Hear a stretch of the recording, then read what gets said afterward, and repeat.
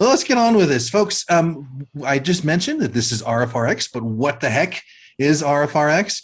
Well, we here every Monday night. It's kind of a fun day to look forward to now. Like normally Mondays are just Mondays are awful, but Monday evenings, we've got the RfRx, and this is where we bring on guests and we talk about topics that are really relevant to folks who come to recovering from religion with their trauma, with their questions, or with their doubt. This isn't at all a replacement for what we have, the programs that we have in recovering from religion, like the online community or the support groups, but instead, this is more complementary. This is where we have the experts who come on and bring some good advice, bring some good coping skills. And if you have any comments or any questions or any inquiries, you can totally email us at rfrx@recoveringfromreligion.org. And if you also would like to see some of our past shows, because there's a lot of topics that we've covered in the past, you can find all of those at our YouTube channel /Recovering from Religion. I'm going to go ahead and drop that into the chat. Sasha, it's your turn. Tell us about RfR. So, recovering from religion, well, the mission statement is to offer hope, healing, and support to those who are struggling with issues of doubt and non-belief. So how is hope, healing, and support offered to those that reach out to us?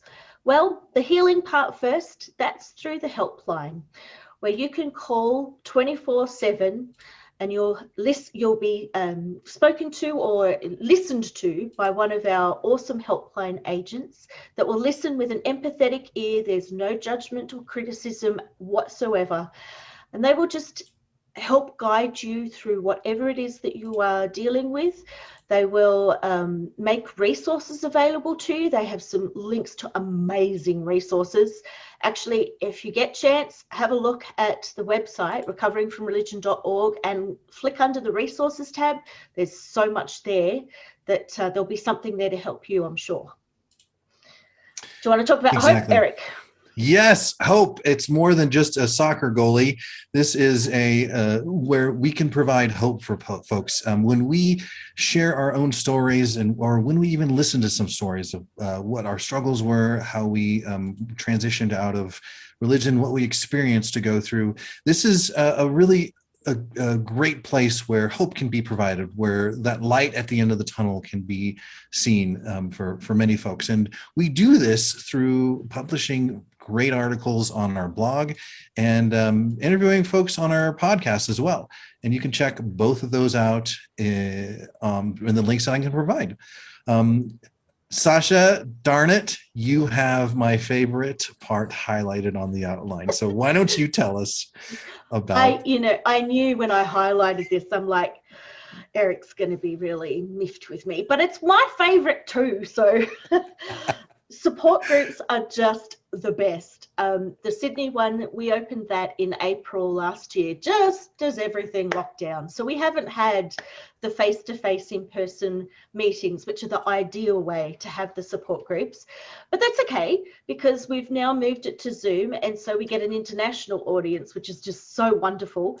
There are, I think that outline is wrong. There's not 42 groups. I think the last I looked, Eric, there's 62 groups around the world. That is just amazing. And we pretty much span all the time zones across the globe now. So it doesn't matter where you are on this beautiful blue dot, you can find a time that will fit in with your time zone so that you can come along and get some support. How you find it is via the RfR website.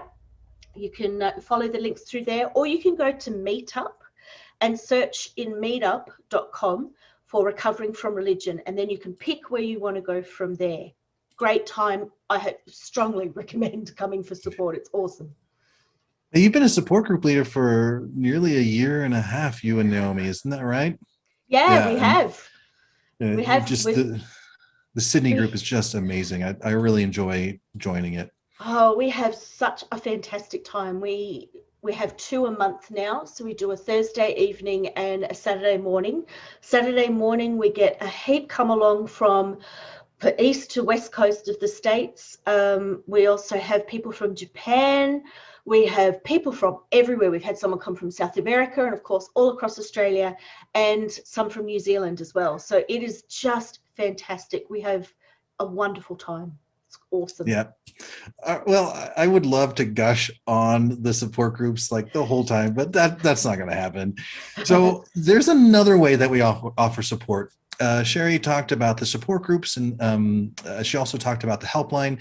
And both of those programs are peer support. Nobody is really trained professionally to give advice or diagnose or really do some of the more in-depth work on folks that they may need.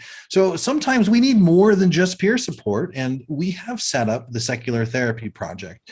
The Secular Therapy Project is a online directory where we can create an account as clients and search in our area, our local area, to find secular therapists. And these therapists, they've been vetted. They've been vetted hard. They've been vetted so hard, you don't know how hard they've been vetted. They've been vetted to make sure that they have the appropriate licensing in their state or in the country. They've been vetted to make sure that they maintain a secular practice. And so you won't run the risk of being proselytized to. You won't run the risk of being sent home to prey on your problem some more. And they're also vetted to ensure that they are using evidence-based treatments. And so you won't get sent home with a bag of crystals to put on your chakras either. You can set up an account and find a local therapist near you, hopefully, at seculartherapy.org. What's next, Sherry? Well, there's yet more help, and that's via the online community that Recovering from Religion has, which is via an application called Slack. And you can join this online platform to meet people with similar backgrounds. There is a host of all sorts of different channels like Jehovah's Witnesses or Mormons or parenting. There's a heap of different channels where you can meet like-minded people and discuss all the different things that you would like to discuss. There's also Sunday night Zoom meetings. Hang on a minute, that's Monday morning for us over here. I'm constantly time converting. And if you'd like to join the Slack community, all you need to do is to contact one of our helpline agents and they'll take you through the process. It is a secure, private community, so you don't have to worry about being exposed or found out for not having belief or going through that process. It's a great place. Yeah, and in that community, there are a lot of different channels that we've set up too. So if you're LGBTQ, there's a channel just for you. If you're an or if you're current or former military, there's a channel for you. Secular parent, that you're kind of like, how do I do this? There's a channel for you as well. So there's a lot of different possibilities for you. In addition to that, so the online community is really for folks who are struggling and looking for help with some traumatic issues or struggling with their doubt. But if you're kind of on the other side of that and you're feeling comfortable and you want to meet some fantastic and some like-minded folks, I would recommend the Atheist Community of Discord. That is in fact, they are streaming this show into their Discord channel at this moment. So I'm going to go ahead and drop the ACD Discord link, and you are welcome to join if you're ready to do so. Volunteering. Yes. So this one I thought, because we both like talking about volunteering, I thought maybe I'd be generous and let us both share this one. Well, I appreciate that. Well, so Recovering from Religion, we are 100% ran by volunteers. Nobody's getting paid to do this. Sherry is doing this out of the kindness of her heart and for the mission. I'm doing this for just the fame and the glory because, you know, what have you. But we're all volunteers. And the thing, I started, my friend Alex and I, we started a support group about 6 years ago in Springfield, Missouri. And I don't know if I was quite ready to lead a support group, but I did anyways, and I am so much better for it. I have I don't have all of my shit sorted out, but it has helped me suss through so much crap that and baggage that was instilled on me when I was a religious, and I have also gotten to meet so many amazing people like you, Sherry, like yourself. It's the volunteering part has been fantastic for me. Yeah. And people can volunteer in more places than just support groups, right? There's so much work that can be done. There's not just support groups or the helpline. We're looking for all kinds of volunteers, people that have particular skill sets, like in IT. If you've got that, we want to hear from you. You might be literally, that's just not even a word. You might be inclined to write. That's where I was getting at. And so our blog editors might be interested in hearing from you if you've got content you want to write. I mean, there's so many different ways that you can volunteer and help others in the community, in this community. But it just the meaning and purpose that you get out of it is just, I've heard you say this, Eric, before, and I'm finding I'm saying it more and more as well. I do feel like I get way more out of volunteering with RfR than I put in. It's just, it helps make meaning of the madness of deconverting. So yeah, it's really great. Where you go to find out more about volunteering is again from recoveringfromreligion.org, and if you click under the volunteer tab, that'll start you through the process of applying, and it will give you some suggestions on what area you would like to volunteer some time in. Oh, and another little thing, there is no time allotment. There's no, you must do so many hours. There's none of that. Recovering from Religion is very happy to take whatever it is that you feel that you can give. There's no pressure or judgment there, and there is fantastic training provided. So if you feel like you're, not sure how you could do it, don't worry, because training is also provided. It's just the best. Love it. Couldn't say it better myself. Thank you. Well, folks, that kind of wraps up what Recovering from Religion is. I know we do this every week, but I think it's important because there may be something new that you suddenly hear tonight, as opposed to the dozens of other ones you've attended. So we really think it's important to do this every week. But with that out of the way, let me tell you how this meeting is going to go. For the first hour, we have brought on an expert, and you've already gotten to see him at the beginning.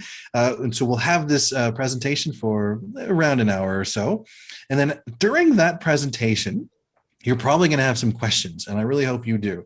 If you have questions, please send it in, type it in the chat. Either you can send it to one of Sherry and I, or I personally, or just type it in the chat itself. And that goes for you too, ACD. We're monitoring that chat over there. So when you write that question out, we'll collect those. And during the second part of the meeting, or the show, we will ask our fantastic guests those questions. When that's all through, we'll bring on our executive director, Gayle Jordan, and she is going to give us some final thoughts. And when that's done, we're going to shut the recording off. We're going to open up the lines, and hopefully our guests will be able to hang out with us a little bit afterwards, and we can ask some follow-up questions or just share our own stories. And just, it'll go as long as as you guys want it to go. All right, Sherry, we have yammered on long enough. So without further ado, would you like to introduce our guest? Yes, I am so excited about this. It is my unparalleled delight and privilege to introduce Seth Andrews, who, as most of you know, was a video producer and former Christian broadcaster. He now hosts The Thinking Atheists, one of the most popular online atheist communities and podcasts in the world. And just note, was a huge help for me in my deconversion process, and so many others. The Thinking Atheist is not a person. It's an icon encouraging all to reject faith and to pursue reason and evidence. Seth has also authored several books: Deconverted, Sacred Cows, Ghost Stories, and the most recent book, Confessions of a Former Fox News Christian, which I gave to Sasha as a present last year. He also hosts the Thinking Atheist podcast on Spreaker, a podcast that has been downloaded over 50 million times. So that's just a little bit since its launch in 2010. Seth, thank you so much for joining us. We can't wait to hear your discussion this morning. That's a lovely introduction. I'd like you to start at the beginning and do it all over again. Thanks for having me. Thanks for having me. Well, I've got kind of a canned presentation with it's very slides heavy. And then after that, I'm not Yoda, but I've been doing this for a little while. And maybe if nothing else, I don't have any great wisdom, but perhaps a word of encouragement if you have any questions or comments. I come out of a faith culture, right? Fake it till you make it. Belief over knowledge was really the order of the day. And I remember when I had come out of that culture, if you see faith is not knowledge, like Christopher Hitchens said, it's called faith because it's not knowledge. Faith is claiming to know what you do not know. So like when they play those advertisements for politicians every couple of years, he's a man of faith and the music swells. And I always thought, what would that look like if you had replaced faith with what it really is? He's a man who claims to know what he does not know. It doesn't sound nearly as good that way. And so I wanted The Thinking Atheist just to be a prompt to all of us. Let's just leave our brains engaged all the time. Some people say, isn't that redundant? Aren't all atheists thinking atheists? No, no, no, no, they're not. You have not seen my inbox. I wish it was true, but I think we could all use a kickstart in our reasoning centers. It was recently, before COVID, that I went to the dentist. Actually, the dental hygienist go in every 6 months and they clean your teeth, right? And she was done and she consulted the dentist, who's a buddy of mine. And they started and they're talking to each other. And then he comes down, his name is Randy. He says, hey, he said, I just wanted you to know, did you know that you grind your teeth?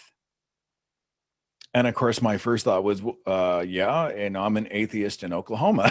Of course, I grind my teeth.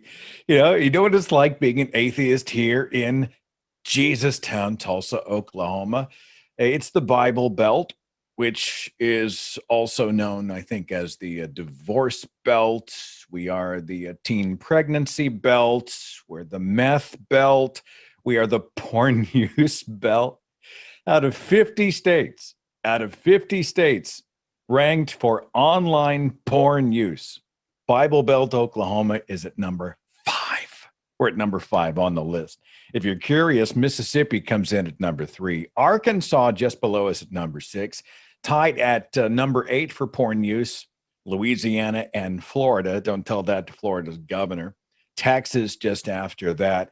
Interestingly as well, the number 1 state in the union for online porn use is none other than Utah, Mormon country, this huge repression culture, right? So what happens if you try to repress sexuality out of people? They will find a way to, if you'll pardon the expression, scratch that itch. And of course, you can insert your own Mormon underwear joke. By the way, I saw this meme online. I just totally cracked up. It said, naked and afraid, Mormons on their wedding night. And I just thought that was absolutely freaking hysterical. Anyway, I live in Oklahoma, United States, Tulsa, Oklahoma. Born and raised here, never left. And there are a lot of things I really do love about it. This is our governor, Governor Kevin Stitt. He looks and acts pretty much just like all of our governors who have come before. They are Bible-waving bullhorns for Christian privilege in a state right here where 79% of Oklahomans claim some flavor of Christianity, right? 4 out of 5 say we're Christian. If you want a snapshot of that kind of thing, what the rest of us have to put up with, okay? This is an absolutely true story from back in 2015.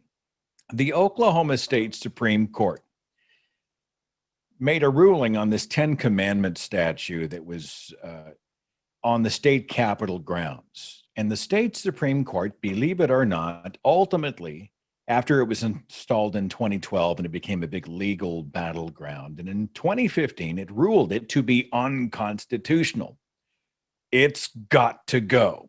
Okay, and of course, you can imagine what the 80 or the 79% of Oklahoma Christians did. They just totally lost their shit. Okay. So despite the fact that a relatively recent religious literacy survey has revealed that 60% of Americans, including Oklahomans, 6 out of 10, could not name for you 5 of the 10 commandments. Okay. They know all the words to Bohemian Rhapsody. right? They cannot tell you even 5 of what are ostensibly the most important commands ever given to humankind. But we must have it, and we must have it installed on taxpayer-funded property. Oh no, the Oklahoma Supreme Court has ruled against us. What are we going to do? Well, this cannot stand. True story.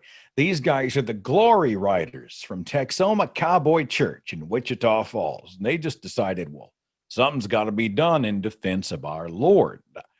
So they left Texoma Cowboy Church in Wichita Falls, and they rode to the Oklahoma state capitol, and they carried this. It's kind of hard to see. It's a low-res picture that I've blown up. This is their own stone-engraved copy of the 10 Commandments.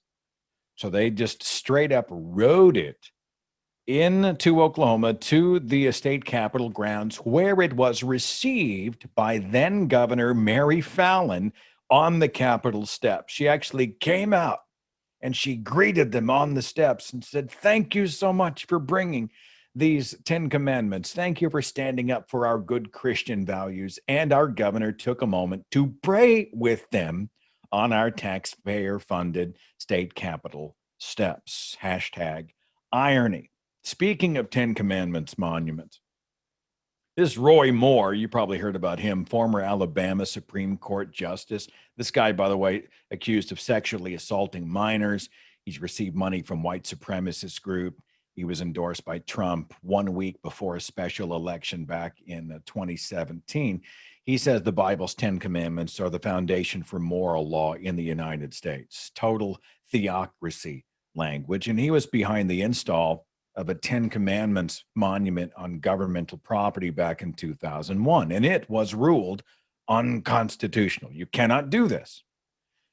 And Roy Moore, he refused to remove it. He was removed as Alabama Chief Justice. He installed this monument in his office, and he ran for Alabama State Senate shortly thereafter. I mean, for me, there are as few things as terrifying as using the Bible as moral law. And through the Zoom meet, I can see the nodding of heads. Yes, I see that hand. This is religious language. Yes, I see that hand. There's a guy, he's a humorist and author. His name is A.J. Jacobs, does a lot of writing for Esquire magazine. He put out this 2015 book called The Year of Living Biblically. This guy decided he was going to try as much as he could, as close to the letter as he could, to live according to the specific edicts of the Christian Bible. And he was going to do it for 12 months, a full year. This is an actual visual chronicle because he's not allowed to shave. If you read the Old Testament, you're not supposed to trim your beard. So that's him in the top left. And then after a year, that's him in the bottom right. Okay. Huge transformation. Leviticus 19 says, don't trim your beard. He refused to wear mixed fabrics.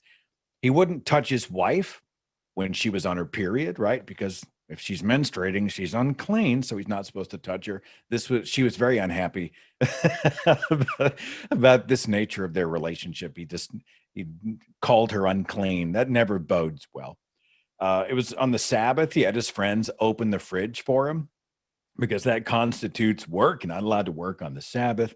If there were suggestive photographs in magazines and stuff, he would cover them up with tape so that it was removing the lustful elements from his eyes or his vicinity. He refused to eat shellfish. That's totally biblical. Leviticus tells us, whatever hath no fins nor scales in the water, that shall be an abomination. No, slavery is not an abomination in the Bible. That's not a problem. No, it's eating lobster and shrimp. That's a problem. He blew the ram's horn to usher in Jubilee. He actually had a ram's horn in his house. It's awesome.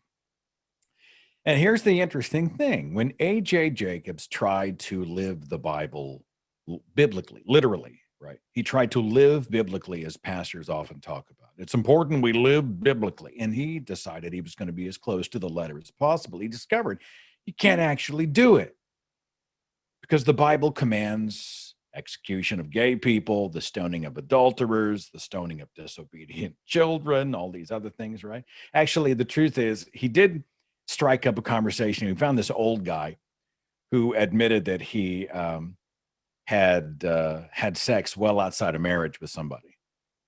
And so Jacobs deemed him an adulterer. And he reached down and grabbed lawn pebbles and stoned him with lawn pebbles. The guy was totally pissed off. Anyway, the book's really funny. It's a funny, but you can find it on Kindle pretty cheap.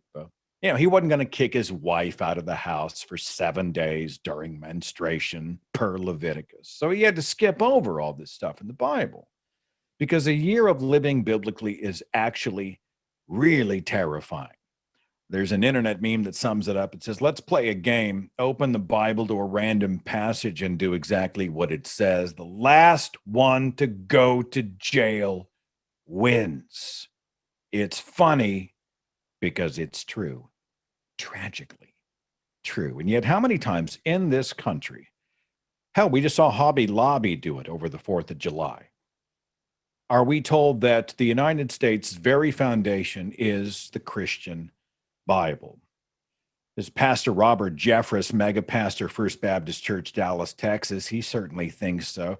He was on Donald Trump's Evangelical Advisory Board. Why the hell does a state church separated nation have an Evangelical Advisory Board? Anyway, he gave a sermon, big sermon back in June of 2018.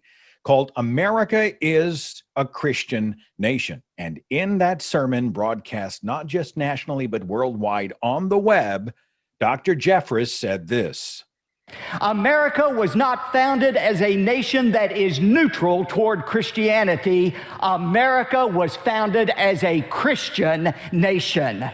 The United States belongs to his God. Its leaders are God ordained, unless, of course, they're Democrats. Its purpose is to do the will of God. This is Paula White from the inauguration. She was consecrating the marriage of this country and her specific deity. And join our nation to your purpose. Thy kingdom come, thy will be done. The psalmist declared, let your favor be upon this one nation under God. Let these United States of America be that beacon of hope to all people and nations under your dominion, a true hope for humankind.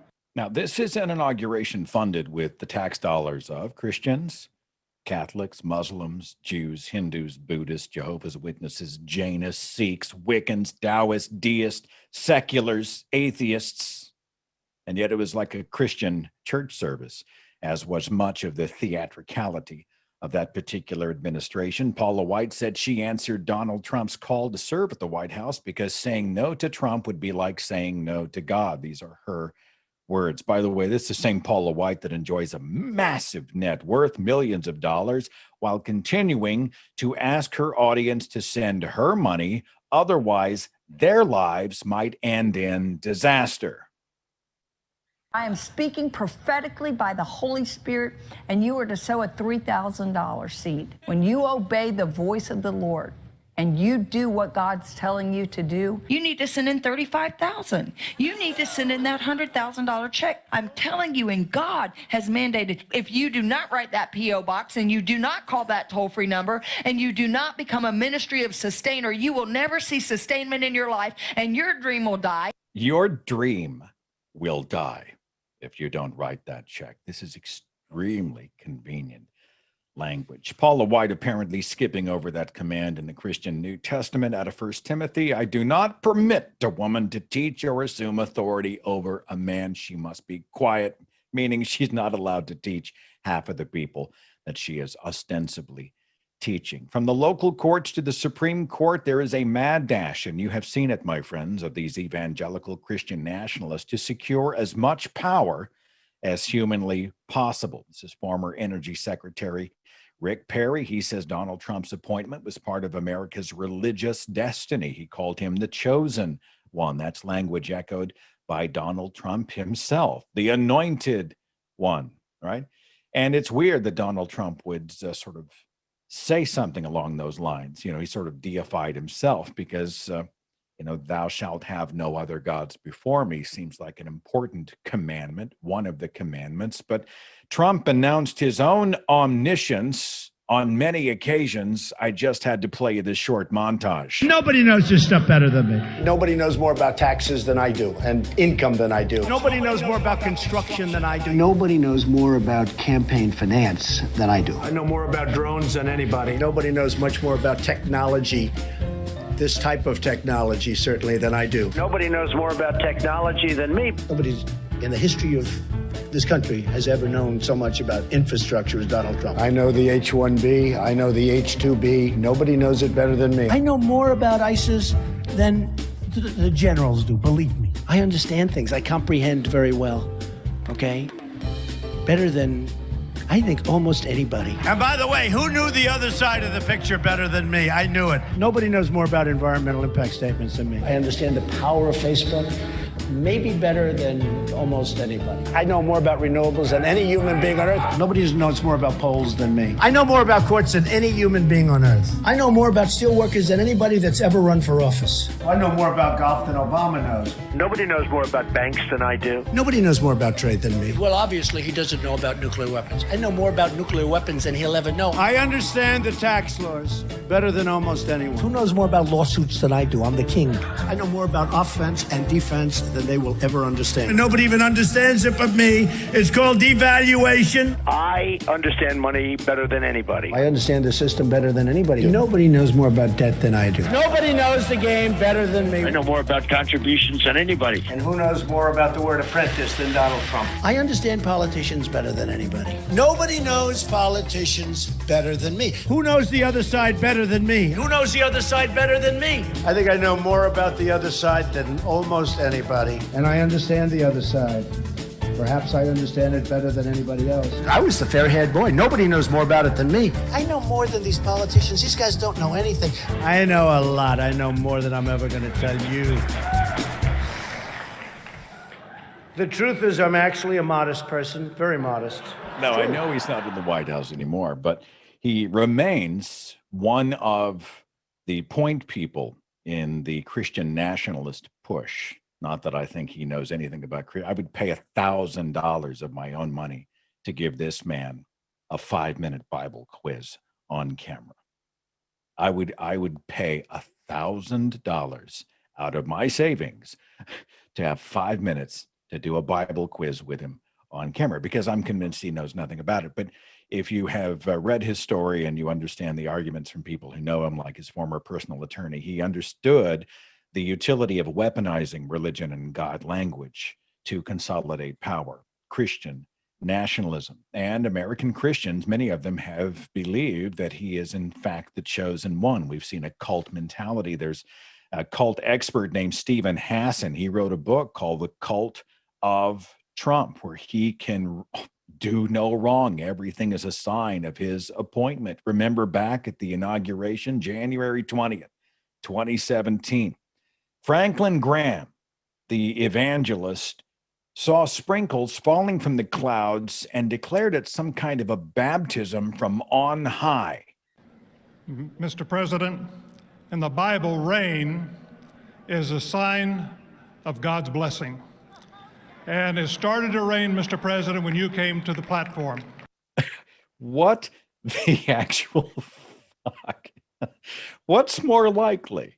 That God changed the weather to baptize the chosen one, or that Washington, D.C. sees 9 days of average rainfall in the month of January? It's mega pastor John Hagee. He's been declaring we are a Christian nation. He'll just say it outright. If you don't like it, get out. Like, get on a plane and get out. He said so just a few days ago. He's a Christian Zionist. So he doesn't merely see the state of Israel as the establishment of a Jewish nation for political reasons. He sees it as marking the return of the Jews to Zion. This is part of an end times narrative, which is a precursor to the return of Jesus Christ, right? The second coming and or the rapture. Speaking of Zionism, a few years ago, U.S. Secretary of State Mike Pompeo told CBN, the Christian Broadcasting Network, that Trump might have been divinely appointed, like Queen Esther, to protect God's people by fortifying the Jewish state of Israel. Trump had just recognized Jerusalem as Israel's capital. Now, Pompeo, as an elected official, we pay his salary, and he represents a state church separated nation. He saw the whole Israeli thing not as a logical event, a human event, a political strategy, a human rights issue, but something that was prophesied about in the Bible, foreign policy based in the Christian superstition. We had Secretary of Education Betsy DeVos in charge of our freaking public school system on record saying she thinks the reform of public education should, quote, advance God's kingdom. Those are her words, her specific God, the Christian God. We got taxpayer-funded schools in places like Florida, Louisiana, South Dakota. They are now legally required to conspicuously display religious banners that invoke God. You have these power player lobbyists, organizations like Project Blitz. Back in 2017, they brought 75 bills in more than 20 states. 75 bills that did nothing but promote Christian privilege, a theocracy around the Christian Bible. They wanted Bibles and Christian prayers in our schools, religious excuses to discriminate against non-Christians, gays, Muslims, and LGBT people, biblically informed prohibitions on female reproductive choice, and the embedding of a single religion in a nation that is supposed to separate the church and the state and represent all of us. We are a representative republic. What about in Alabama, right?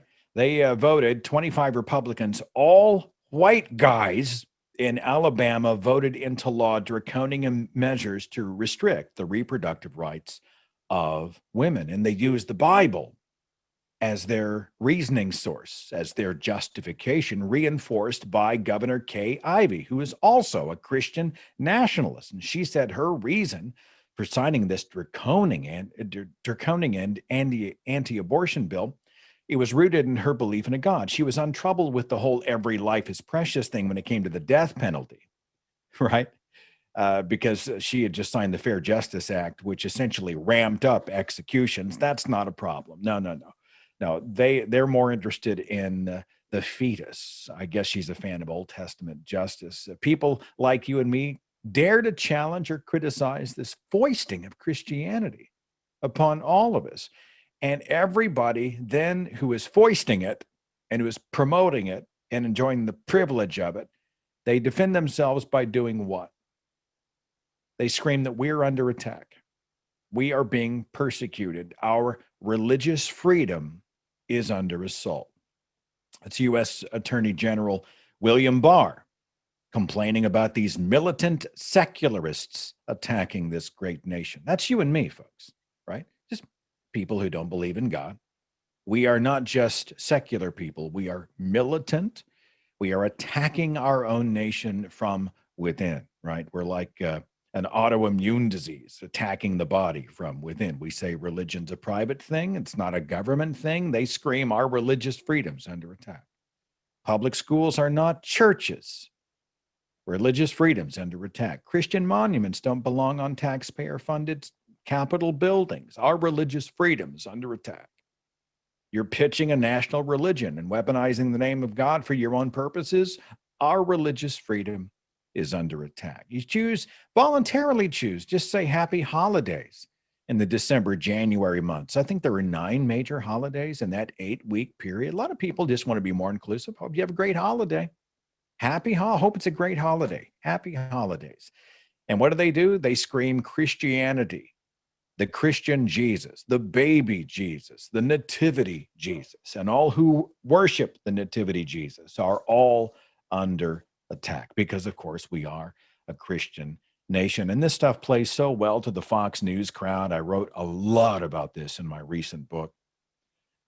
Evangelicals, honestly, that are so thin-skinned that they lose their minds when somebody has the audacity to disagree with them.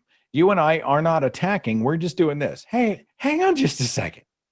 Does this make sense? Is this constitutional? Is this moral? We're called the attack mob because we say you've got it wrong. It's not right for you to do this. It's not what our founders intended. They were not all deeply religious people. Some weren't even marginally religious people. The Constitution does not support you. We are not a Christian nation. I'm reminded of that famous Emerson quote. He says, "Let me never fall into the vulgar mistake of dreaming that I am persecuted whenever I am contradicted." And this was true when I was a devout believer. I sure hated being contradicted. And so I'd say, well, they're persecuting me. You know, they're coming after me. They want to make me illegal. You know, they want to make my faith illegal. I remember there was a song we played on KXOJ Christian radio by an artist named Morgan Cryer. And it's very much that type of false persecution song. You can still pray in the USA. And the song had this narrative where these seculars one day make prayer illegal in this country. And there's a line in the song that says, one day you may hear it, praying is a felony. I guess they'll call us criminals. And I guess that's what I'll be. And we would thump our chests and say, yeah, you know, we're rocking for Jesus. Because, you know, it's not just that they want equality. No. They want to strip us of our rights. Those un-American, awful, treasonous liberals and secular humanists. 2018 Fox News opinion piece by Anthony DeStefano said that atheists just want to silence everybody else through intimidation. He also calls us the most dangerous people on the planet, right? Those who do not believe in God, according to this guy, the most dangerous people on earth. He blamed us for more deaths, murders, bloodshed than any other quote unquote belief system in the history of the world. The fear machine is now spinning at full speed, and American evangelicals have bought into that fear. And here's an example. Political scientists Ryan Burge and Paul Jupe surveyed over 1,000 people, including a great many white evangelicals. This was May of 2019. And they asked them a few questions about how different groups see each other.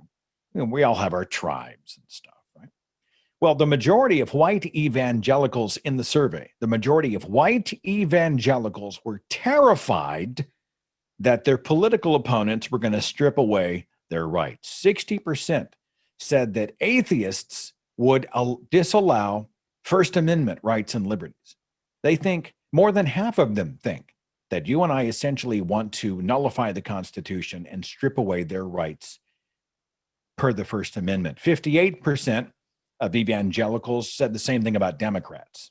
Democrats want to come and prevent them from holding rallies, teaching, speaking freely, even running for public office, right? Not just disagreeing, but we are attacking and removing their liberties. 58% of white evangelicals said the same. 32% of white evangelicals would give atheists the right to speak, teach, or run for office. That's not even a third, right? Not even a third of white evangelicals would give you or me the right to participate freely in our own ostensibly free country, right? It's terrifying. They see us as dangerous, immoral, evil agents of the devil. Conversely, if you're looking for more tolerance for the rights of people you oppose, it's the atheists by more than double who say, yeah, we'd give fundamentalists the right to speak and assemble and teach and run for office. The number at 53% for Democrats. Now, that number is still kind of alarmingly low, because I think if we don't believe in God, the solution to the evangelicals is not to strip their constitutional right to speak and assemble and run for office and all those types of things. So it's still kind of an alarming number, but it's interesting to see that so many more people who didn't hold to a God were not threatened by those who did hold to a God. By that measure, who is being more faithful to the United States Constitution? And yet there's this notion that Christianity is persecuted, and it sells so well to those who are buying it. Who's buying it? The freaking evangelicals. And it's interesting to watch them scream persecution in a nation where they can hold and express in personal belief. They can pray privately. They can get together in groups and pray. They can pray on the lawn. They can play on the street. They can go to church at pretty much any time, almost anywhere. They can have religious assemblies. Bibles, no problem. Right? There's a Christian retailer on every block. You can order it on Amazon. You can have as many Bibles in your house as you want. You want to wear Jesus stuff? cross earrings and cross necklaces. You want Jesus t-shirts and you get a tattoo with the crown of thorns around your arm. People do that. Knock yourself out. Christian radio and television freaking everywhere. Buy religious books. How many apologist books are bestsellers? Even Christian fiction books are bestsellers. You want a Jesus bumper sticker on your car or a fish emblem on your window? Knock yourself out. You want to put up a religious symbol on your property, especially around the holidays. Don't tell me that we atheists are flipping out because a devout Christian puts a nativity scene in their lawn in December. We don't care. It's private property. It's your own. You can celebrate it any way you want, right? Make your Christmas your Christmas. We don't care. But that doesn't serve the persecution narrative. We must be misrepresented as those who simply want to remove all instances or expressions of Jesus Christ, even from the private lives of believers. And finally, Christians can come and go as they please in an evangelical capacity, right? They go door to door without having to worry about being arrested. They can hop on a plane, go to other countries, and spread the quote unquote good news of Jesus Christ. And it's absolutely legal for them to do so. It's weird seeing these people, these massively privileged, spoiled, rotten evangelicals telling us that they are the martyrs. Why? What serves that? Well, beyond the fact that it's a defensive position, it's a shoot the messenger position, it's a way to shut down criticism position, it also speaks to a verse in Matthew chapter 5. Look, the best Christians are the ones who are persecuted. Blessed are you when people insult you and persecute you and falsely say all kinds of evil against you because of me. Jesus said himself that, if you are being persecuted, then it means you are really my champion. You're doing Christianity right. I mean, if you're a Christian and the devil doesn't really care what you do, that means you're ineffectual. You're impotent. You're not really doing anything. You're certainly not on the front lines in the culture wars to help win hearts and minds in the sake of Jesus Christ. Right? Jesus said that Christianity gets blessed when it's persecuted for the sake of Jesus. So American Christianity says, well, we get to freely believe and express our faith. We're not persecuted, so let's manufacture a persecution narrative, and then let's use it to defend our dominance over others that we relegate to second-class status. And then we had Trump, right, scrambling with all the evangelicals to secure as much power and influence as they possibly could. And it continues even now, stacking the courts, submitting the bills, appoint the administrators, seize the day, for the hour is short. I agree with Nick Fish over at American Atheist. President Nick Fish said this. He said, this administration is a smash and grab for Christian nationalists. Get everything they can while they can until everything implodes around them. Judges, exemptions, money, anything that isn't nailed down. Why? Why the panic? Why the desperate push? And here's the good news, my friends. The Pew Research Center did a survey of religion in the United States, and it shows a steady decline in the number of people who identify as Christian. It's going down. A steady rise in the religiously unaffiliated, not necessarily atheists. Right? This isn't an atheist number. 26% is not atheists, but we're none. We're not religious. Religion doesn't play a meaningful or necessary part in our lives. That's a quarter. That's a quarter of Americans right now. Okay, that number really goes up with the 29 and under crowd. Our future in this country, refreshingly less religious, certainly not evangelical Christian nationalists. So the Christian nationalists see this writing on the wall, right? The demographic writing on the wall, and they lose their minds because statistically, demographically, their days are numbered. The tide is turning. They are going to have to share the table with the rest of us. I think this needs to give us hope about the long game. I think their desperation reveals that they, too, see the future. They see an increasingly less religious United States. And those people don't want the government to be a church. and they don't want a theocracy, and they want the Constitution honored and the state church line protected, and those Americans vote. The opponents of Christian nationalism, we don't want to make religious belief illegal. We don't want to shut down churches. We don't want to keep people from saying voluntarily Merry Christmas or whatever. Hell, I'm an atheist and I say it.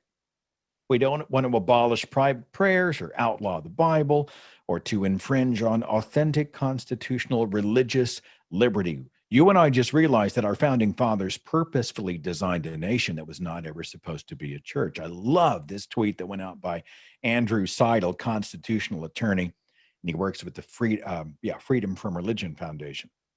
He said, "Dear white evangelicals, we're not coming for your rights. We're coming for your privilege. You'll be able to worship as you see fit so long as you don't use government power to promote your religion or use your religion to violate another's rights." Oh, it's beautiful. Hey, the Christian Nation crowd, the infect American law with the Bible crowd, the discriminate against our fellow human beings in the name of God crowd. We're not coming for your rights, but we are coming for your privilege. We're coming for your privilege. And that tide is turning. The nation is slowly evolving, but it is evolving, and people are less and less and less and less interested in being told who they are and what they think and how they should act and blah, blah, blah. Christian nationalism is seeing its days. Fine. Those days are numbered. The future is coming. And I couldn't be more excited about it. And that's my presentation today, my friends. I hope you enjoyed. I am at your disposal. If you have any comments or questions, challenge, disagreements, you want to throw some fresh fruit or canned fruit at the screen, I'm at your disposal, my friends. Seth, thank you very much for the presentation. I really, really appreciated it. And I agreed with so much of what you had said and kind of felt that from the last 4 years just being with our past president just being front and center and blatant as well. So thank you for that. Yeah, I do probably need to apologize because it's so Trump heavy, but it was written right on the tail end of the Trump administration. And as we have seen in the sort of golden calf theatricality that's been going on even since, he remains kind of the chosen one. I think there are reasons for that, which is a whole other speech. But I think it speaks to there are shades of authoritarianism at play. I think Christians, fundy religions often rally behind savior figures. I think there's a demonization and otherization of all things that are not Trumpian, which is why you see the QAnon type conspiracies. The opponents are not just in disagreement politically, philosophically, theologically, but they are blood drinking, child sacrificing agents of Satan. The reason the QAnons take off is because there's a culture that has effectively applied magical and even apocalyptic thinking to the power players in American politics. Yeah. And so my apologies, but I felt like those examples were necessary. Yeah, I would agree. We do have several questions. What do you think we can do about this, like individually? We see that we see this in our friends and this Christian nationalism in our friends and our family. So what are kind of your thoughts? Like if I was approached by my friend and kind of goes down this Fox News rabbit hole, and what do you think are some things that I could use, some skills, some tools, to approach this? Well, you're talking to a guy who has not. If I encounter someone who is promoting a false, debunked, damaging, discriminatory idea, right? But they are doxastically closed. They're a closed system. I know they are not listening. And that I will not convince them, especially in the moment. They are sending, they are not receiving. I find it important to counter and contradict and refute whatever false claims are being made, but I've never had any success convincing them in the moment. And I don't spend my time trying to convince them in the moment. I used to try, That way madness lies. Because I did not fully understand at the time how beliefs are formed. We have discovered, psychology long discovered, but I was late to the party and finally doing some homework on it. But when a belief is linked to our identity and that belief is challenged, the same parts of our brain, the amygdala, the same part fires up during a physical threat. We actually have the same fight or flight response in regard to identity held ideas that we do when it comes to our physical safety. People double down, the walls go up, the fists get clenched, the blood pressure happens, people start to raise the temperature, And those are not my area of focus. I have not had any luck breaking through. I'm not saying it's impossible. I'm more interested in the people who are starting to crack the door on their own, who are genuinely starting to listen, who are really interested in some dialogue. So for the closed systems, I refute it and say, actually, it's incorrect, and I'm on the record as saying such. But I don't waste a lot of time in debate or discussion with them, unless there were other people watching from a position of safety. Beyond that, I'm most interested in engaging in the discussions with people who might genuinely be interested in a different point of view. That's where I've had more luck. Otherwise, I wish I had a magic bullet, for the Fox News crowd. But I've never convinced a member of my family. I've got people all the way up and down the street who are hardcore Bible thumping Fox News Christians. I don't even engage, hoping one day maybe if they start to come to a moment of critical mass in their own lives, like I did, right?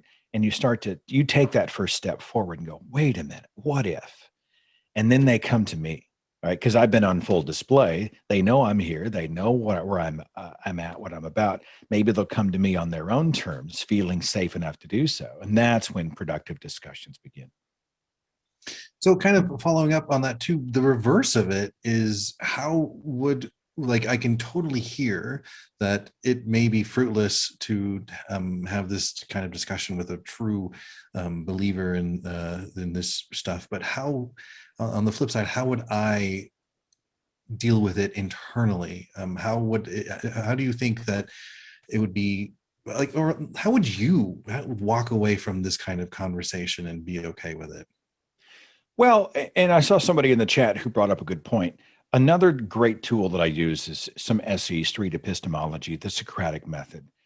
I will throw out a few questions. And again, I'm seed planting. So if someone says, of course, the 10 commandments should be on display at the Arkansas Capitol. It's absolutely, and then so I'll respond with a question, right? It's always a question. Do you feel like that the 10 commandments are perhaps the greatest commandments ever given? Do you feel like we really need the 10 commandments to be a good nation? Do you feel like they're critical? Absolutely, they're critical. Okay, can you tell me what they are? Now, I haven't attacked them. I haven't called them stupid or any of these horribly unproductive, and I despise that tactic. But I simply left the burden of proof where it belongs. All right, they're all that important. Tell me what they are. Do you believe the Adam and Eve story? Yes, absolutely. Can you tell me who wrote the book of Genesis? I don't know. Do you know who wrote the book of Genesis? And you just watch them tilt, and then, they may get frustrated and then they go off on their own. It's possible you've planted a seed so that, again, at some point they start to crack their own door open. In my own life, though, how do I deal with the fact that they're not listening? Was that the spirit of your question? Yeah. How can you walk away without long-term being super angry and frustrated at them? Because that's something that I experienced myself. It's like, oh, why don't they listen? I could totally see how clearly they're screwed up and their logic is not working and it's circular. And honestly, I do get, I'm angry now. I'm angry. I'm frustrated. I'm disappointed. I'll tell you, 2016 to 2020 was a revelation for a lot of us. We knew it was kind of crazy out there, but I don't think we really knew how dangerous things were. Right. Evangelical Christianity is really kind of like a cornered animal. with the rising demographic of the nuns, and they're going wild. And I struggle with it. And I'll tell you where I really struggle with it, Eric, is on social media. I go online, and before you know it, it started to affect me. I thought the world's on fire. Everything sucks. Everybody's shouting at each other. No one's listening. There's just nothing but insanity. I had to limit my time. In fact, on my own pages, I actually will log on usually in the mornings and set up the releases of posts for the rest of the day, because I found it was affecting me mentally.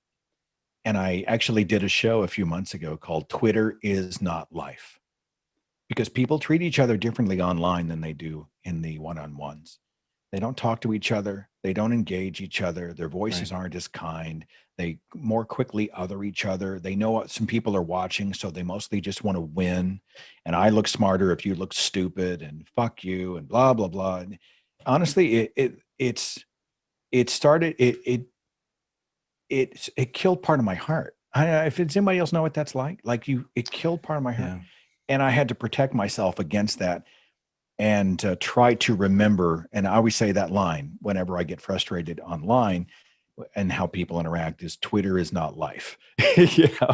And then whenever possible, I try to find moments where I can engage people in a meaningful way. And that means a phone conversation or a Zoom chat or something that's not where you're an avatar fighting against another avatar. But no, brother, I feel anger. I feel frustration. I feel disappointment.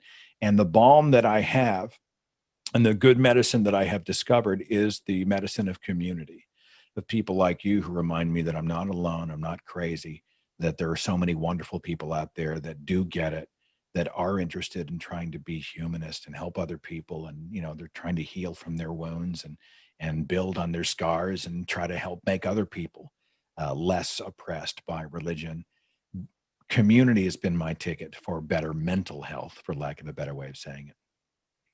So if I may sum up, it sounds like you're saying rely and lean on your community, the people who care for you, people that think similar to you, and then choose your battles, choose who and when you're ready to have these conversations and fight. I used to argue with my mother and father, right? My evangelical parents all the time. When I first came out of the faith, right? I had started to crack open the door. So I went back to the Bible and I began to learn the basics of evolution and cosmology and whatnot. And it was like discovering a whole new universe. And so many of the people watching know what that's like. And you think, where have I been? Where has this all been? Why have I been so sheltered? Why did it take me so long? Everybody has that, right? So then I, in my naivety, think all I have to do is go to my family and friends who are evangelicals, and they know I'm not an idiot. And I'll just show them all the stuff that I've learned, and we'll all lock hands together, and there will be songs and music, and there will be white light from the sky, and gold confetti will fall, and we will all frolic into a more rational world together. And it never happened. It just never happened. And again, because people's minds are often not changed on data. People who have an emotional connection to an idea, I believe you will not change their minds with data. People change their minds often through the changing of social circles and through good storytelling. And I think we need to be better storytellers in the movement, not fake stories. We're telling a true story, the story of science, the story of humanity. But instead of throwing bullet points at them, we're actually humanizing and creating a three-dimensional picture. And I'm sorry, I feel like I'm rambling, but I had my own journey had become cognizant of how often I failed and how frustrated I have become. And what has helped me is every time somebody calls the show and they said, I was questioning and you were there, or another non-believer reminded me that maybe it's going to be okay. And it's been hard during COVID, but even coming together virtually with people who, I know you have my back. I've got your back. Community as part of a human condition. That's been good medicine for me. And I think there are more of us every day. And I'm hoping that we empower each other to be louder and prouder out there. Yeah. Thank you. I'll keep the answers more short. I'm sorry. I'm blathering on. This is fine. You asked me a question. I'm like, well, back when the earth cooled and dinosaurs roamed the earth, Eric, Seth, I asked for the time, not how the watch was made. Okay. all No, right. I'm kidding. I loved it. I loved it. Yeah. And a lot of what you say makes tremendous sense. I think the last few minutes of how we look after ourselves through those conversations that we either can't have because our loved ones are too attached to their identity and they're having such a pure emotional response. That really rings true. Community is well, as we spoke about support, Eric, and our favorite topic earlier in the beginning, it is that sense that you really need. What I wanted to just ask you though, Seth, is, so listening to your presentation from Australia, a country that's considered secular, although right now we have a Christian evangelical prime minister who recently there was a bit of outrage here in Australia because there was footage of our prime minister saying that when he lays his hands on people, he is actually calling on the spirit without them knowing that that's what he's actually doing. That caused huge uproar out here. Very mild in comparison, I know, but it is of concern to us, to a lot of us in Australia. There's a religious discrimination bill that is being debated right now in the House, and this discrimination bill is going to make it possible, if it passes, for religious institutions to discriminate their employees on the basis of religion. So that concerns us enormously as to what could be happening here in Australia. Are we becoming more right-wing? I don't know. We do have a census coming up this year in August, so there is a big campaign about to launch, encouraging Australians who don't have a religion or who don't go to church to mark no religion, because similar to the statistics that you mentioned right towards the end of your presentation, there is an increase in non-religious Australians. So the 2016 census showed 33%. It was actually the largest cohort of any cohort saying that they weren't religious. So I suppose what I'm trying to say is we've got a similar trend, although muted, and there's other countries in the world that are fighting this nationalism, this Christian nationalism, or whatever version of religion it is. What can we do practically if we can't have conversations with family or loved ones because it's just not productive? What can we do practically to try and move forward? That's a terrible way of wording it, but I hope your question is, how do we fix the world? Okay, well, that's not a problem. Yeah, thank that. No pressure on me. Exactly. Sherry. All right, here's what I'm interested in. Dr. Ryan Cragen at the University of Tampa, Florida, is a sociologist who has done a lot of research on societies and ideas and cultures and tribes within the human condition. And he discovered that the number one determiner for whether or not someone changed their perception about the world was changing their social circle. And I found that very, very interesting. When I was a devout evangelical, I didn't really associate, right? We're talking about a culture, and you guys know about this. There's a Christian version of everything so that you don't step outside the boundary. Oh, you want music? We have Christian music. Oh, you want daycare for your kid? We got a Christian daycare. You need recovery programs, divorce recovery, addiction recovery. You got a singles program. You want recreation. You want intramural sports. You want to, there's a Christian version of everything. What that does, it keeps you locked on the hamster wheel so that you're not stepping out to really interact with the rest of the world. And it's so much easier to other people when you do that. But so if I'm a devout evangelical and I'm talking about the atheist, in this sort of dehumanizing way, that's real easy because I don't hang with them. I don't know any of them. They can be the other.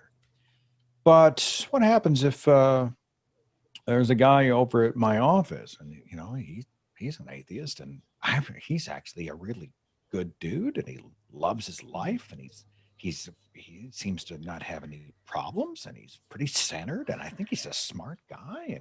And, all of a sudden I start to take the bricks out of that wall. It starts to dismantle these notions of the other. And I think that's one of the reasons that I encourage people wherever we are. And I'm in a roundabout way answering your question as to how we can change the culture. I think one of the first things that we can do when possible, when it's safe and good for us to do that, and that's a valid caveat, is we just need to be visible. My neighbors, evangelicals, God and country conservatives, and they're beautiful people, and I love them with all my heart. They know that I'm an atheist, but they knew me as a guy first. They knew me as the neighbor. They knew me as the one out walking Linus down the street. They knew me whenever we would swap stories and we'd see each other at the neighborhood cookout or whatever. And they realized, hey, that Seth guy's a good dude. And he and Natalie are a great couple, and they seem to have love and purpose, and they just really enjoy their company, right? They can't put me in that box. I've totally screwed up their categories. Once we have changed that social circle, once we have really denied them the opportunity to create this false narrative about us because they've already seen us in 3 dimensions as human beings, that's when the guard starts to go down. And that's another, I think that also speaks to another reason why I'm more and more disappointed with how we interact on social media, because we've dehumanized each other. I think, humanizing people we disagree with, who are not like us, it's almost like when I was a believer and I was terrified of Muslims because all Muslims are like terrorists. What? Did I know any Muslims? No. Had I read the Quran? No. Do I know anything about the history of the faith? No. You know what happened when I met practicing Muslims? They were some of the most freaking beautiful people I've ever met in my life. And the same is true with people I knew who were Mormons, and they're people. And I think being open about who I am allowed us to exist in the same space, making sure they knew me as a human being before they saw what I was about, And once we started to share the planet together in that way, I think perceptions began to change. And once perceptions change, that's when conversations can begin. And that's been my number one, if you can, be who you are, because you never know who's watching. You never know who is thinking, oh my God, I've got some doubts. Maybe he's onto something. Maybe we could talk. But it never happens if we're all sitting on our hands, Yeah. No, that's really good. That's good. I like that. I got the Sherry seal of approval. I'm most. That kind of goes into the next question as well. We talked about how you had mentioned how fear is used as such a powerful motivator. And I remember when I was a early teenager reading the Frank Peretti book series, This Present Darkness, scared the living fuck out of me when I was a young, impressionable teen. Like, there was these spiritual battles going all over the place, and I had no idea because I couldn't even see them. And so it really pulled this or instilled this fear in me. What do you think that an individual like myself or other people what do you think they could do to identify that they're being controlled or they're being pulled along by that fear? And how do you think we can work through that? And for those who aren't familiar with Peretti, Frank Peretti is a Christian fiction author who wrote a series of hugely, wildly popular apocalyptic fiction books. And so they were almost like Stephen King meets, I'm trying to think of who else I could mesh him with. But essentially they were all flavored with this book of Revelation end times sort of thing. Mm-hmm. So there was there are little drops of quote unquote reality in them. And so Christian culture just lapped them up. But it really did speak to, I think, this weird obsession we had with the devil under every rock, the influence of Satan on the culture, the end times, every generation believing this is the end. It's not going to get any worse than this. We know that God's return is imminent. He's not going to allow things to get any worse. Holy cow. How are we even alive? Look to the skies. The signs are everywhere, For me, it took me 1.5 years to get over my fear of hell. It's 2007, 2008. I'm going through a really hardcore journey out of my faith. It took me 1.5 years, okay? I can't sleep at night. My gut's in a knot. I'm terrified of hell. I'm terrified of losing everything. My family's going to abandon me. My friends aren't going to know what to do with me. My employers are believers. If they fire me, I'm almost 40. What am I going to do with the rest of them? How am I going to pay my bills? What's going to happen? Who am I? Who am I even? What are my values, right?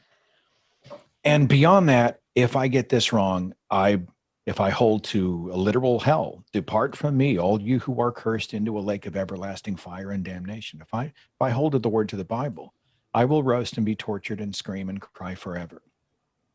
This question is too important to get wrong. And I understand how that fear locks a lot of people away from legitimate doubts and questions.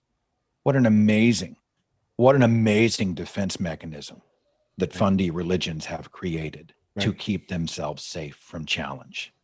If you blaspheme us, if you get this wrong, you will feel pain beyond imagination.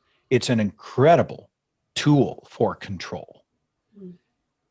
Understanding it was being used as a tool for control helped me partially. Secondly, surrounding myself with critics of hell theology and damnation theology and apocalypse theology, all who had good and salient points. In my case, it was Christopher Hitchens. Oh, he was unafraid of hell. He blasphemed anytime he wanted to, and lightning never came out of the sky. And while he was blaspheming, he made absolute sense. I was like, that guy makes a lot of sense. And being surrounded by other people who I know are good people, who would never deserve hell, who have also rejected it, has helped me. And beyond all of that, embracing in my own mind and understanding that no just or moral deity would have ever even conceived of a hell. A worthy God, a God worthy of my allegiance, a God worth following, a God that it would be a father figure, would never toss me into the flames, would never torture me or punish me for trying to live an honest life. In fact, that God, any worthy God, would see me doing my very best to try to figure it out and to be authentic and live an honest life. And that God would reward the integrity of it. And that last notion alone has been my biggest ticket. God, if I had a child and saw my child genuinely trying desperately to do whatever was right and true, even if they got it wrong, there's no instance in which I would punish them for that. And there's no instance in any case where I would cause them to be tortured for even a minute, let alone all of eternity. Understanding that the morality of it totally falls apart with any objective look has tremendously helped me escape my own fears. Yeah, you must have known what my next question was, Seth, because you just segued perfectly. Because basically what you had just describing was your own personal reflection on the whole hell theology and how you worked your way out of that from a position of fear to a position of logic. So then I suppose we understand when we talk with our family members who don't respect our position and they actually think that we're going to hell, they're having a pure emotional response then at that point because they're gripped by the fear that you've worked out of. How do you help? How do you comfort? What do you say? What do you say to help them not be so fearful? Because they think I know you've had this from your parents. They believe that you're going to hell. How do you combat that fear and comfort them somehow? My father was on his deathbed just a few weeks ago, and I could tell, and he was sitting in his chair, that he had so much to say. He wanted to say, right, before I die, I got to fix my son who is going to hell. And he used to say to me, hell is a real place. And he believed in fire and brimstone. And it shows how totally damaged his perceptions of God's love are. He worshiped my torturer, but he was so indoctrinated that he didn't really see the problem. Like, I'm the problem. And he worships the guy who would torture me, And many in my family have, I think, demonstrated that tremendous fear that I will one day burn in hell. How do I balm that, right? How do I calm them down? And the only thing I've been able to do is to, again, coming back to the Socratic method, is to lead with questions. Is there any circumstance in your life where you would burn your child for getting an answer wrong?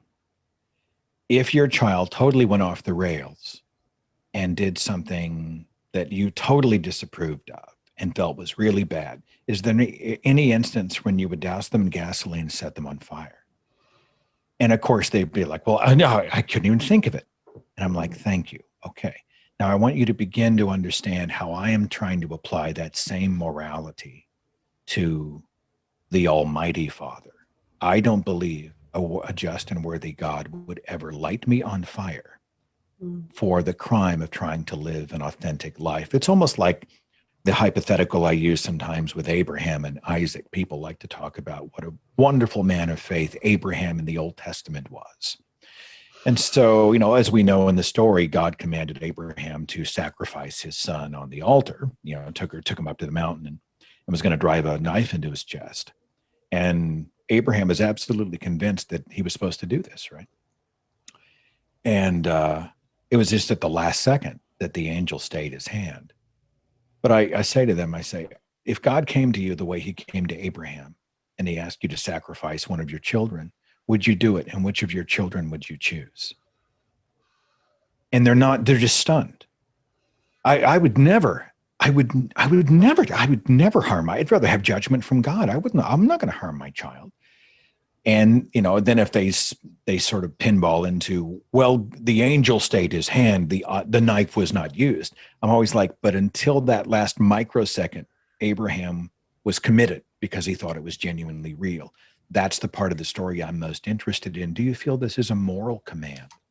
Do you think it's something that a good father would ever command someone else to do? And if not, are you not making a moral judgment outside of the model that you consider to be the foundation for all morality? You just made a moral judgment outside of that.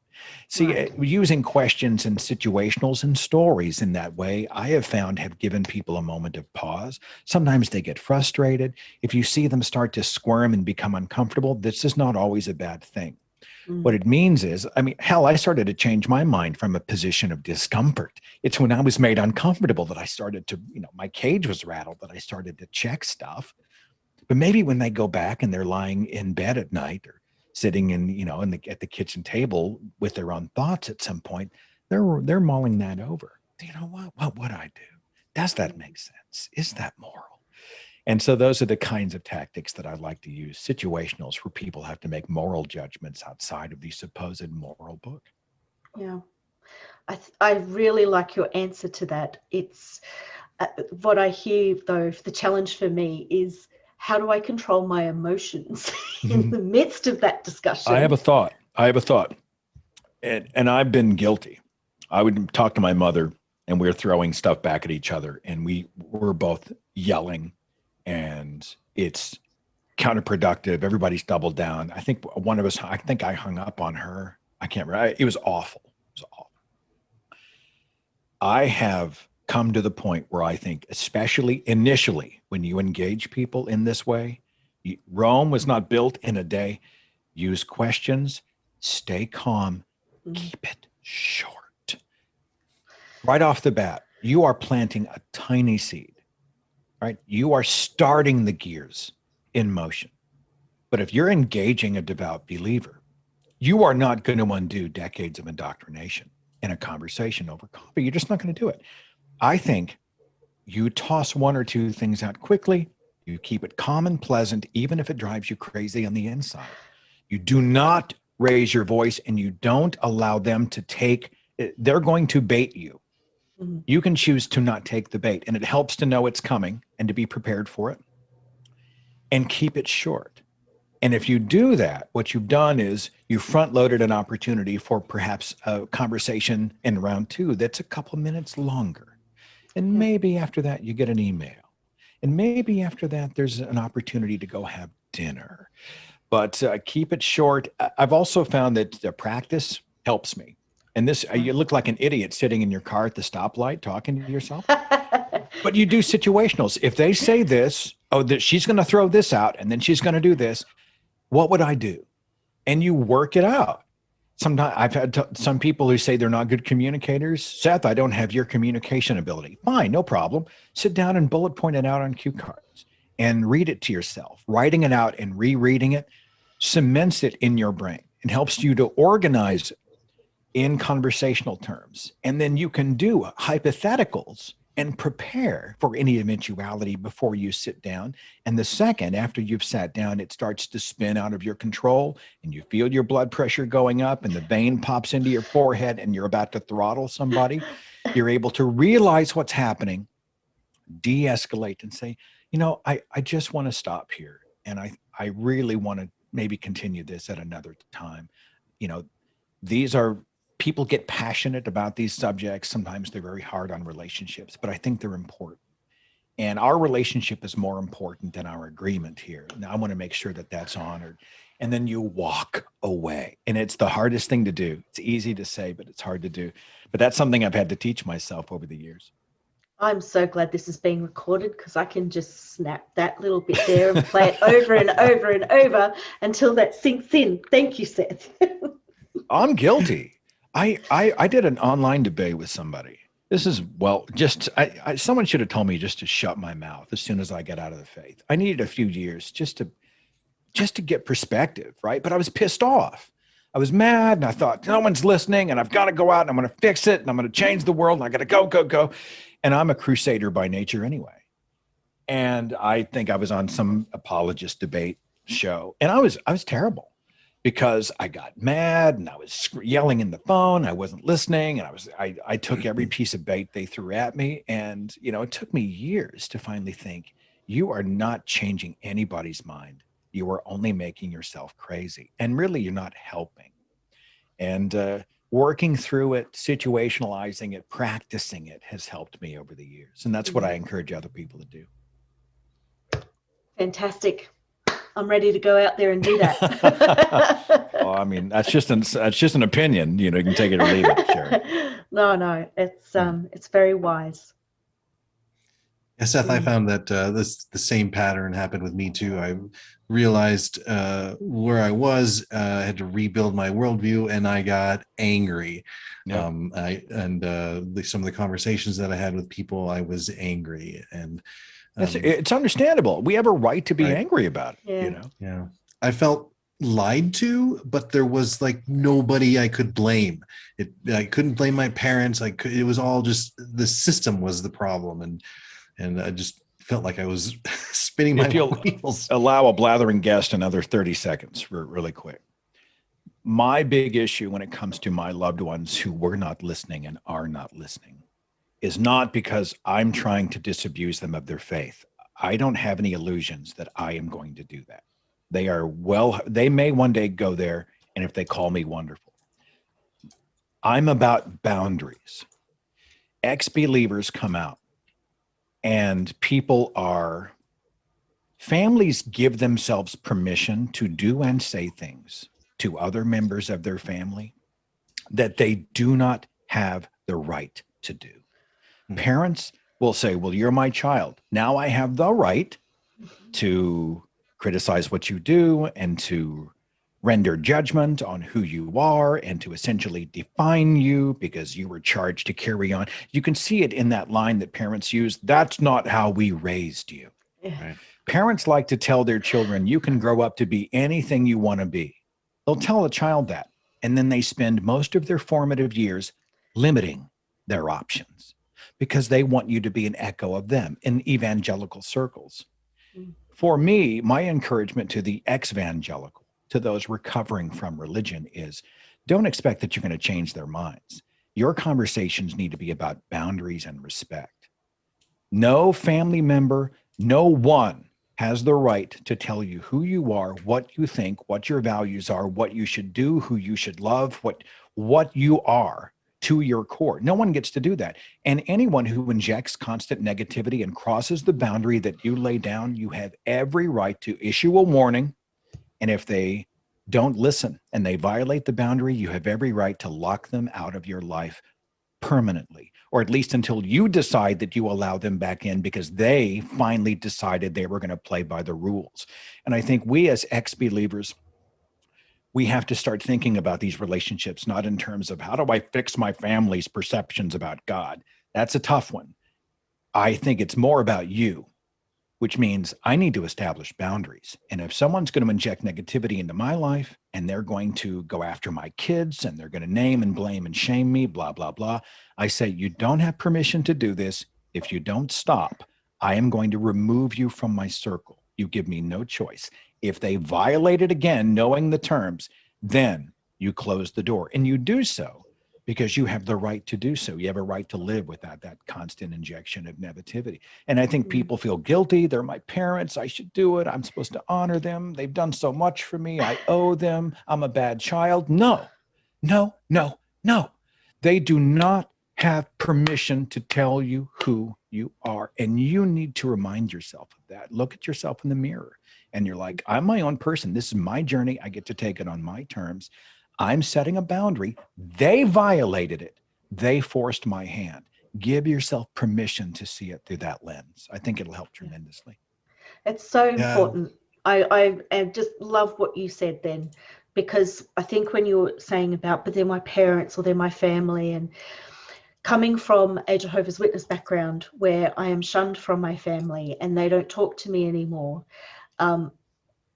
to set boundaries across, set boundaries in a relationship where it's not healthy, or they've crossed that line, is triggering, because then you think, oh no, I'm shunning them, just like, so you've got to work through that process. And I think the way you described it was really, really good, that you do have that right of being treated in a healthy, normal way, and you have the right to say, if you're not going to treat me that way, then that's different from an organization shunning you. It's totally different. I blocked my parents for a number of years, right? Yeah. The sermons, the naming, the shaming, the you're an embarrassment to the family, come back to the family, you're doing it wrong, you're going to hell. And I said, you don't get to do this. If you do it again, I'm going to remove you from my circle. I'm going to block your number. Yeah. And it happened. They sent another volley straight away. And I just went, I'm like, I'm sorry, I have to do this. And I blocked everything. And we didn't speak for a number of years. That's their fault. It was not my fault. And I think, we in the ex-believer community need to see it through that lens. You have no guilt. They forced that hand. They don't get to do that to you. And once you understand why it's happening from that perspective, I think you'll feel better about yourself and feel better about the fact that you had to do it, And then hopefully one day they'll be able to play by the rules. You decide then if you want to crack that door back open and let them in, but that's your call and your call alone. Yeah. A few months ago, we had a speaker on that had said a statement that just floored me. She said, once you're out of the house, your parents are in your life by invite only. And I had never, ever considered that. And it made the decision that I had to make so much easier after I heard that.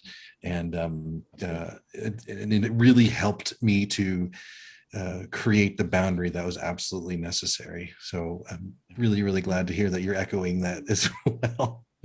I don't know. It took me a while to get past it. I just felt like, well, I'm their child. So they'll say to my family, well, it's mom. So we got to put up with it. And I'm like, well, who wrote that rule? Right. Right. I didn't write that rule. That's not my rule.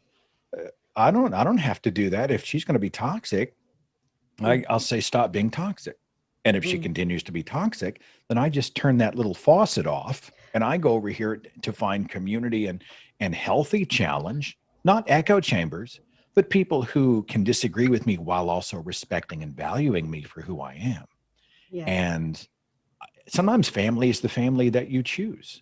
Exactly. The thinking atheist community was my family when I came out of the faith. They became the people who acted like family.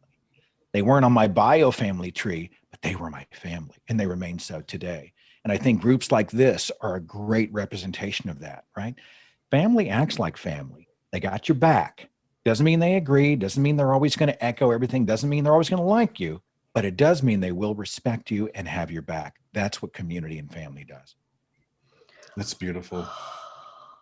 Sherry, you okay? Yeah, I'm just breathing and, taking it in. I speak life into your soul, sister. I speak life. Can I Something get an like amen? that. Yeah, Amen. amen. Ramen, Seth. Ramen. Yes, that's it. I think we've got time for One one or two more more or questions. two Yeah. more? I'm Go going to ahead, nab the next one. Can I nab Yep. the next one? Okay. All right. So Seth, is there a difference between being a non-believer and an atheist? I mean, an atheist does not believe in the definition that I hold to is I don't believe in a God. I don't like there is no God. I just don't buy it. I'm not convinced. I'm a non-believer. Here's a better way, I think, to approach the issue in my perspective. You know, I remember in his documentary, The Fog of War, it was not Errol Morris, it was McNamara who said, don't answer the question you were asked, answer the question you wish you were asked. So I'm going to cheat just a little bit here. But I see a lot of squabbling in atheist circles about, well, are you an atheist? Are you an agnostic? You know, are you a secular? Are you a humanist? Are you this or that? Labels have value. They have use. They're descriptives. I'm an atheist. I'm not convinced there is a God. I don't hold a God belief. Okay. But I don't. And people come to me and they're like, what do I call myself? And I'm like, I don't give a shit. You're on a journey? Okay, great. Are you not sure? Okay, fine. Are you whatever it is that you are, it's okay to be that. And if you're not, some people are atheists, but they don't like the word. Maybe it's got certain baggage, or maybe they encountered an atheist online that made them crazy, or they just despised, or maybe they're terrified of saying it. I mean, I think I'd like to see more of the normalization of it, but I'm more interested in the intent behind the label. I'm more interested in the person behind the label. So yeah, a non-believer in God is an atheist. But whenever somebody comes to me and they're like, what am I? What do I call myself? I'm like, I just don't care. I mean, and I don't mean that in a callous way, but if you're whatever, as long as it's on your terms and it represents a life that's being lived authentically on your terms, you embrace what's good for you, whatever works for you. Are you on a journey? Are you an agnostic? Are you an atheist? Are you secular? Are you this? Are you that? Just find whatever that is. And if there's not a label, don't worry about it. Yeah. Because your life isn't reduced to a byline, right? You're not a bumper sticker. You are a flesh and blood, three-dimensional, wildly complex human being with a past, a present, and a future. And it may not fit on a bumper sticker. It's okay. Just take the journey on your terms. And that's usually how I approach questions like that. Brilliantly answered, really. But I get why the question gets asked, because if you've been indoctrinated from childhood that you are XYZ, the whole idea of, okay, well, I'm not that now, what am I?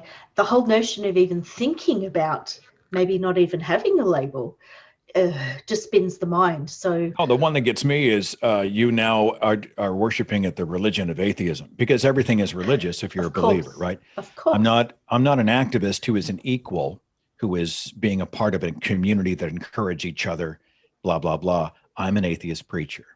You aren't a group of people recovering. You are a religious support group for atheists, right? And that's because they train you to see everything in religious models. Yeah. I do find that interesting out there. But, you don't have to use a label if you don't want to, and you get to choose whatever label you use. That's it. That's it. Which is exciting, really. Yeah. Yeah, we get to create this life for our own instead of having it be dictated and planned out for us at a time. We've got time for one final question, and it's kind of going back to the conversation or the presentation that you gave.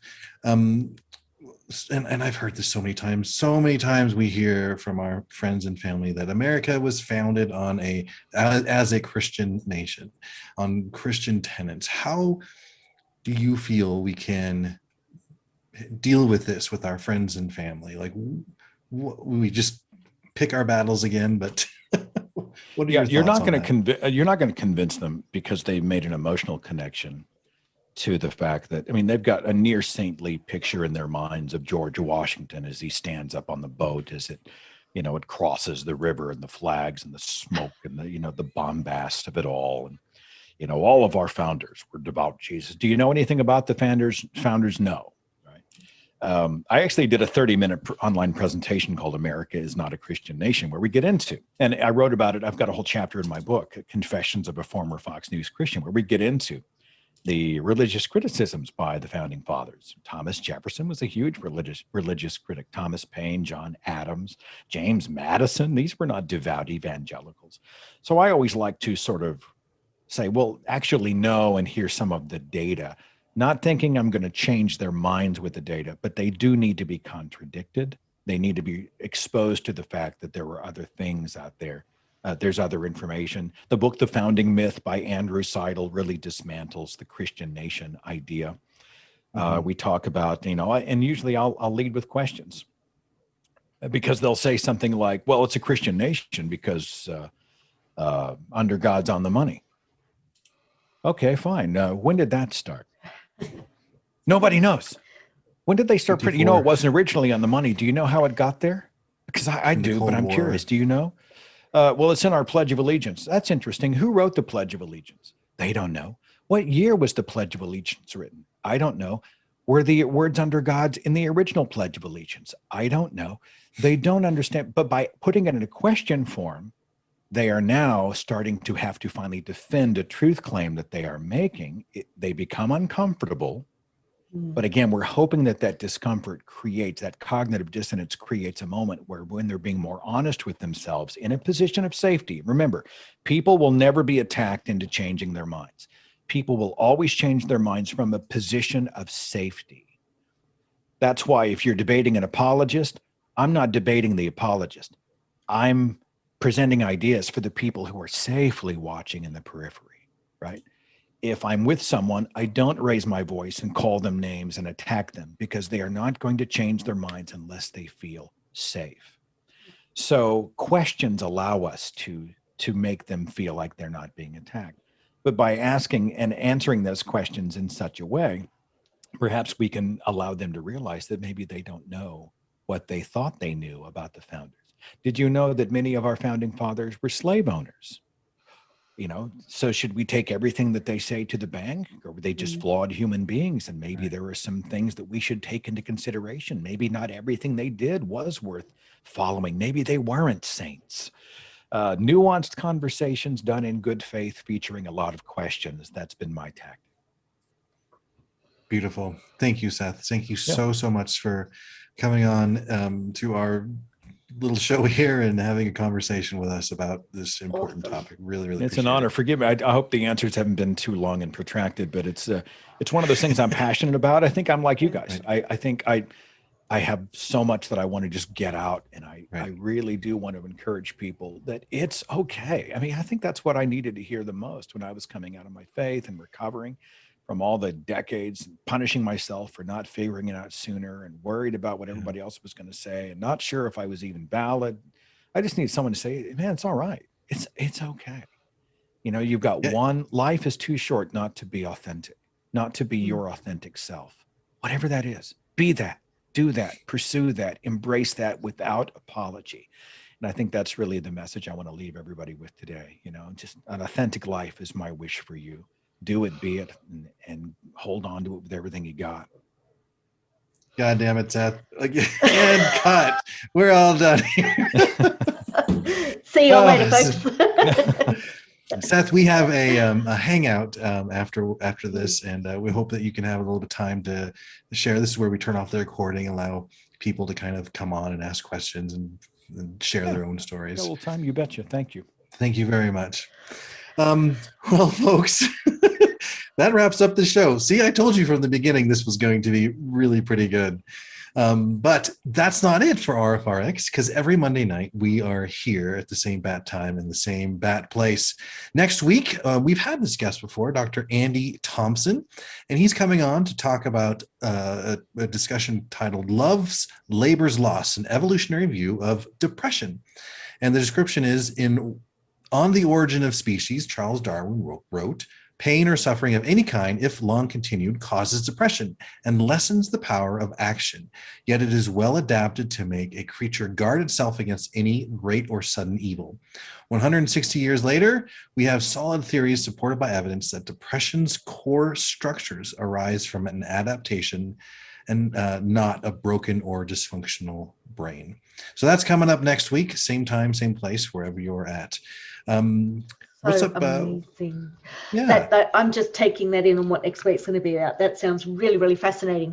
But never fear about all of the previous RfRx recordings, because they can be found on the YouTube channel. All you got to do is search YouTube and then Recovering from Religion, and you'll see all of the previous guests and talks that we've had, which have just been amazing. If you have any ideas of topics or questions, comments, inquiries on what you'd like to see for RfRx, please send these via email to rfrx@recoveringfromreligion.org. In addition to that, like we mentioned at the beginning, we've got a blog where we're able to provide hope, as well as our podcast by the sharing and telling of personal stories. And you can find those in the YouTube description or down in the chat as well. Yep. You can also follow us on social media, which really, really helps. The more that we have liking and commenting on it, the more that it gets out there. So we have a Facebook page, facebook.com/recovering from religion. There's also a Facebook support group page, which is facebook.com/RfR support groups project. We're on Twitter, which RfR.org. Are you already popping this into? I'm not even seeing the chat. It's all in the chat. Oh, good. Excellent. You So can read them off. And we're on Instagram, and we've just recently got onto TikTok, which I'm only just discovering. So see us all on the media. In addition to that, you guys asked and we provided, we've got a newsletter. And in this newsletter, if you want to sign up and subscribe, it will have resources from the previous RfRxs. It will have links to the videos that have been recently published on our YouTube channel, as well as links to recent blog posts and all sorts of brand new resources as well. So if that's something that interests you, sign up for the newsletter. So without further ado, Gayle Jordan, are you there? I'm here. Seth, thank you so much for a fabulous presentation. We knew that you would, but whenever we see it in real life, you have such a way of comforting us while you're challenging us, and I'm so grateful for that. I was so humbled by the questions. Everybody wanting to know, what do we do? How do we help? How do we reach out to folks? You know, sometimes we have these sessions like this, and we poke a little fun, and we get a little mad, and we vent and we rant. But after that, we want to know how we can help. What can we do? And I was so grateful for the advice that you gave to everybody. And if you don't know Seth and you don't listen to his podcast, Seth sends folks to us all the time when they're seeking and lost. And if I could tell you how many emails I've gotten from folks who have come to us from Seth, you would be surprised at what an impact he has had. So thank you, Seth, for a wonderful presentation. In keeping with that, as you find folks in your social media circle, if you ever see anyone comment about having a doubt or having a struggle with their family or struggling with their faith, if you don't mind dropping in a little message, if you follow me on Twitter, it's Gayle Jordan on Twitter, you'll see not very long ago, I responded. A woman, I believe it was a woman, said that she was really having a hard time, and it was because she was leaving her faith. And I just left her a simple message. And I said, you know, if you're ready to talk, we have people on the phone and we have people on the internet chat. And if you're not ready to talk, you can come read the blog. You can visit our resources tab. If all of you, compounded by the 150 of us that attended tonight's talk, you see anyone ever on any of your social media mention that, you don't have to be an RfR volunteer to do that. If you'll just mention that, here's the website, and there's folks here that are ready to talk to you 24/7, every time zone. I would be deeply grateful for that. Remember, as always, if you ever want to partner with us and become a volunteer, we offer training. We'd love to have you. If you want to partner with us through your donations, we'd love that too. That's a good way to partner if you don't have the time to be able to volunteer. We are just so glad to have you. Thank you, everyone, for coming. I hope you enjoy the Hangout. Seth, thank you again. Thank you for our volunteers, to our hosts and co-hosts, and to our moderators, our troll stompers, everybody that participated tonight. Thank you, and have a wonderful evening. you.